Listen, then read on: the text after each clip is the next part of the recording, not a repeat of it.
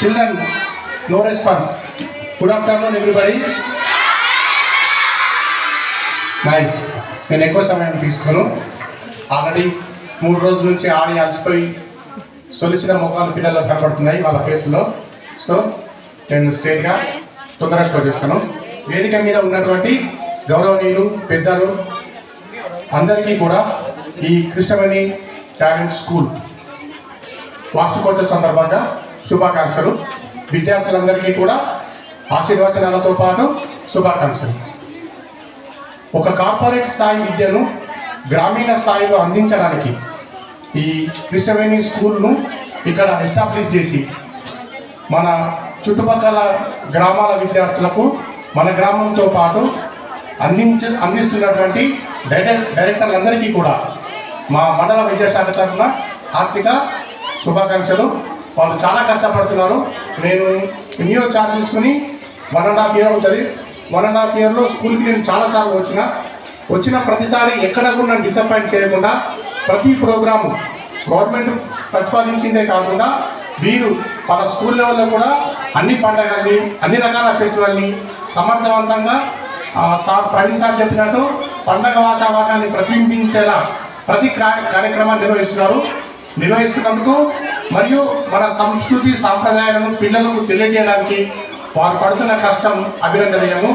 అదేవిధంగా 3 రోజుల నుంచి ఈ ప్రోగ్రాంను సక్సెస్ చేయడానికి వారు పడుతున్న శ్రమ అనేది మాటల్లో చెప్పరాదు. వారితో పాటు వారి స్టాఫ్ కూడా చాలా కష్టపడ్డారు. ఎందుకంటే 3 days ఇంతమంది పిల్లల్ని కంట్రోల్ చేసి వాళ్ళందరినీ ఒక తాటిపైన అంటే ఒక తాడిపైన ఒక వేదిక పైన ఒక మాట మీద నిలబెట్టడం అనేది చాలా కష్టం. ఆ కష్టం ఏంటిదో ఉపాధ్యాయులుగా నాకు తెలుసు. మీరు చాలా కష్టపడ్డారు అందరికీ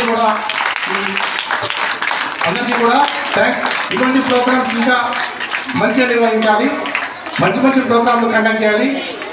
పిల్లలకి మంచి విద్యాబుద్ధులతో పాటుగా మానసిక ఉల్లాసాన్ని కలిగించే క్రీడలకు కూడా ప్రాధాన్యం ఇవ్వాలని మా సూచన.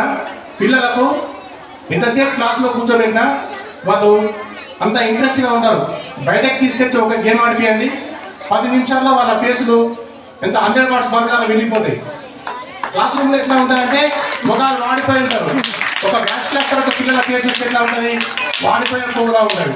వాళ్ళని తీసుకొచ్చి బయట కబడ్డీ ఖో ఆడిపియండి, 5 నిమిషాల్లో వికసించిన పువ్వులాగా ఆనందంగా ఉంటుంది. పిల్లలకు చదువుతో పాటు శారీరక పటుత్వం కొరకు క్రీడలు అనేవి చాలా ఇంపార్టెంట్. వారు స్కూల్ ఎస్టాబ్లిష్ చేయడానికి ఎన్ని కష్టాలు పడ్డారో ప్రవీణ్ సార్ ఇప్పుడు చెప్పారు. ఈ స్కూల్కి నాకు తెలిసి ఎస్ఎస్సి ఫస్ట్ బ్యాచ్ కదా సార్, ఎస్ఎస్సి ఫస్ట్ బ్యాచ్. దీంట్లో 7 members ఉన్నారు. 7 members ఉన్నారు. ఆ 7 విద్యార్థులు కష్టపడి చదివి మీ పేరు చిరస్థాయిగా అంటే స్కూల్ ఎన్ని రోజులు ఉంటుంది అన్ని రోజులు మీరు అక్కడ రికార్డులో ఉంటుంది ఫస్ట్ బ్యాచ్ అని.